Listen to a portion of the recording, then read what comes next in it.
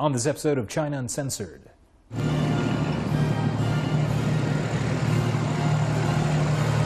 Guys, it's supposed to be a silent invasion. Hi, welcome to China Uncensored. I'm your host, Chris Chappell. It's one of the most controversial books of the year, Silent Invasion by Professor Clive Hamilton. It details how the Chinese Communist Party is infiltrating Australian society and politics. I sat down with Professor Hamilton to discuss why he refuses to be silent about this invasion. Thank you for joining us today, Professor Hamilton. It's a pleasure to be here. Great. So in Silent Invasion, you talk about dark money, spies, and gullible politicians. Which should we be most terrified of? Well, it's a constellation. I'm sorry, I wish I could pick out one, but this is the thing about the CCP's influence operations in Australia. As one intelligence official described it to me, he called it a full court press. I'm sure your American listeners will understand that basketball term. I had to look it up. It means an all-out offensive. And so what I described in my book is a whole series of operations whereby the CCP and its agents of influence in Australia and from China have attempted to influence, at times with great success, all of Australia's major institutions, from politics to media to business and, of course, into universities. Yeah. Well, I really appreciate the basketball reference. It sounds like the Communist Party really scored a touchdown. So, was there when you were doing the research for the book, was there anything that surprised you? I was constantly surprised. Nothing is sacred. No area of Australian society, politics or culture is free from influence if there's an opportunity there.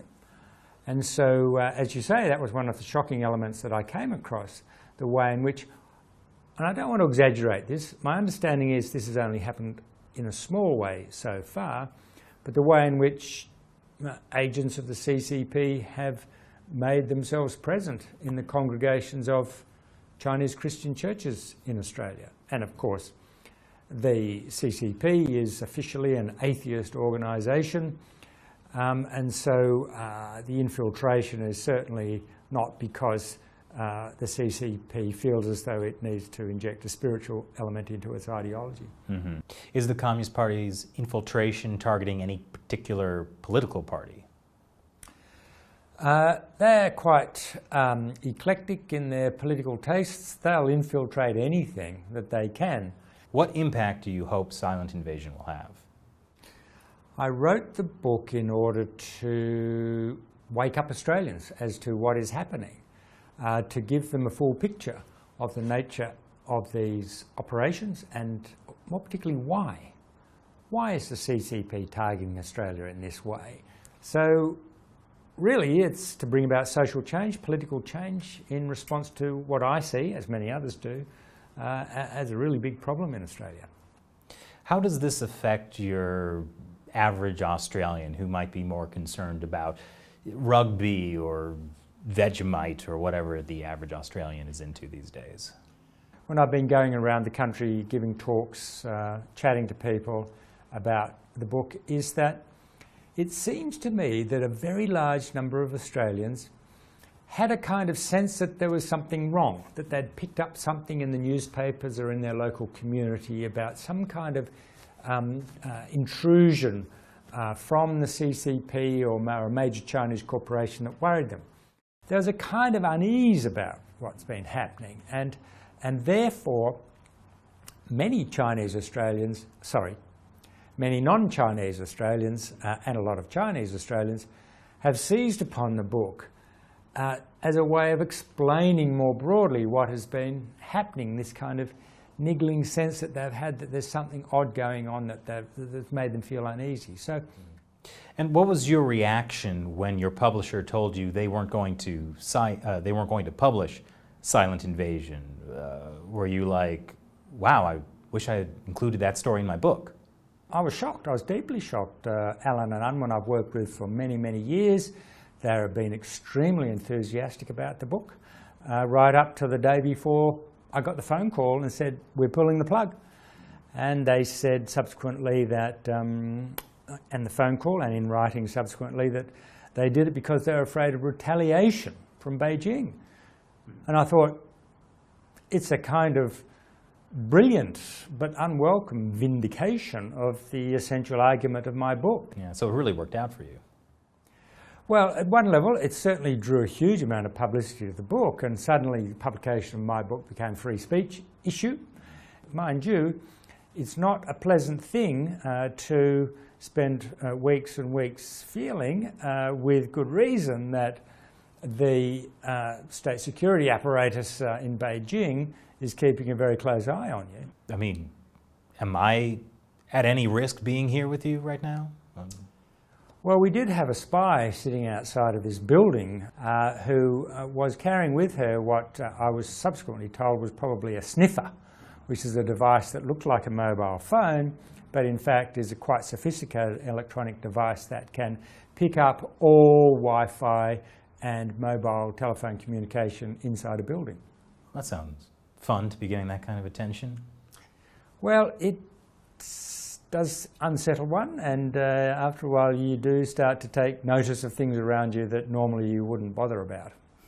There's no doubt, based on advice and from security experts and the Australian Federal Police, that the Chinese authorities in Australia are collecting a dossier on me. I've been the subject of cyber intrusions. I've been subjected to a really intense campaign of vilification and bullying. Were you surprised by the controversy the book generated? You know, I anticipated it, but in the abstract. You know, you anticipate something, I think this is going to be very controversial. I think I'm going to be accused of racism and anti-China xenophobia. But when it actually happened, it kind of comes on you with an intensity and emotional oomph that is really quite hard to take. I mean, you need to have the skin of a rhino to not want to crawl into a hole and stay there. The Chinese embassy has called critics of China filled with a Cold War mentality and anti-China hysteria and paranoia. Which of those best describes you? Well, you know, I grew up in the Cold War, so maybe some of it's still hanging around me somewhere. But, you know, the key point, I'm sure, which many of your listeners understand, is that whenever there's any criticism of the Communist Party propaganda efforts work very hard to persuade the public that, in fact, it's the Chinese people who are under attack. It's the only way it can really defend itself from these kinds of criticism. Is racism a real potential problem? On the question of whether the book will stimulate racist elements in our society, anti-China feeling, that was my concern from day one. I took every measure I could as I researched and wrote the book to avoid the possibility that the book could lend any credibility to those anti-China racist sentiments on the fringe of our society. I consulted with people in the Chinese Australian community and reflected their views in the book. And I think I do that quite effectively. So you really have to work quite hard to draw out of the book anything that can be used to defend the idea that the book is racist or stimulates racism. Some people have worked very hard at drawing that conclusion from the book. Some of them have been quite surprised. Some people, I thought, why are you doing that?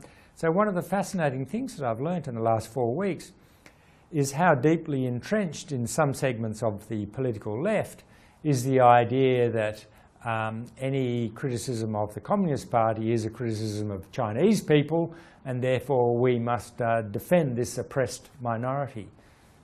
Give me a break. I mean, Chinese Australians that I spoke to, many of them don't feel that way.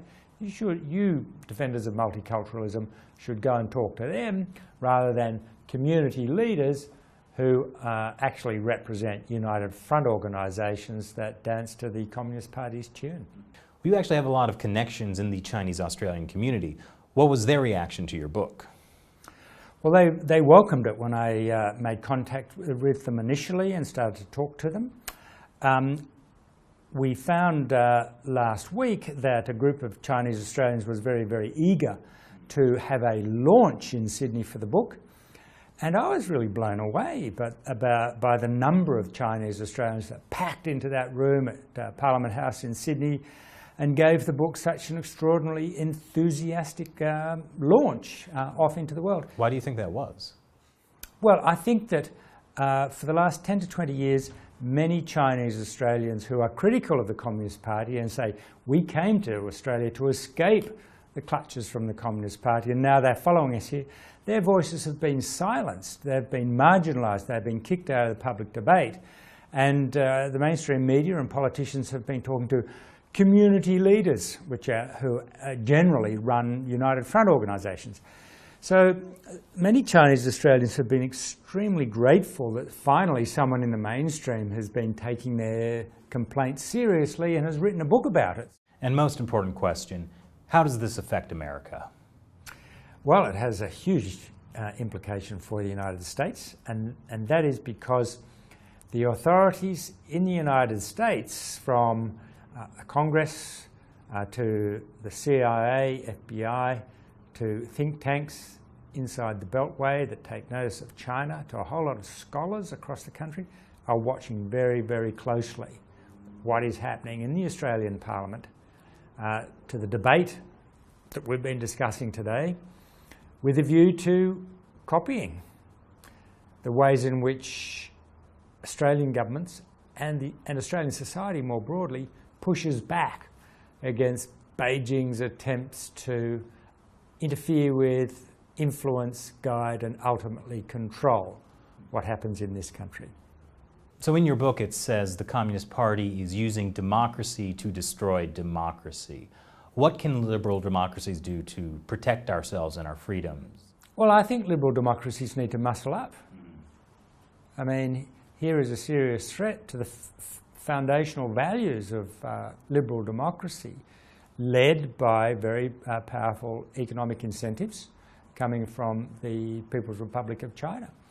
And I think we in the liberal democracies need to make a really fundamental decision, one that we haven't been forced to do, I'm about to say ever, but certainly for many decades, and that is to decide how much is our freedom worth. All right, thank you very much for joining me today, Professor Hamilton. I've enjoyed it. And I would highly recommend picking up a copy of Silent Invasion. I've read it myself, and you can find a link to how you can purchase it in the description below. China Uncensored is supported by viewers like you. Our trip here to Australia was not funded by the CIA or Taiwan, but by our amazing supporters on Patreon. Click here to visit our website on patreon.com to see how you can contribute to the show.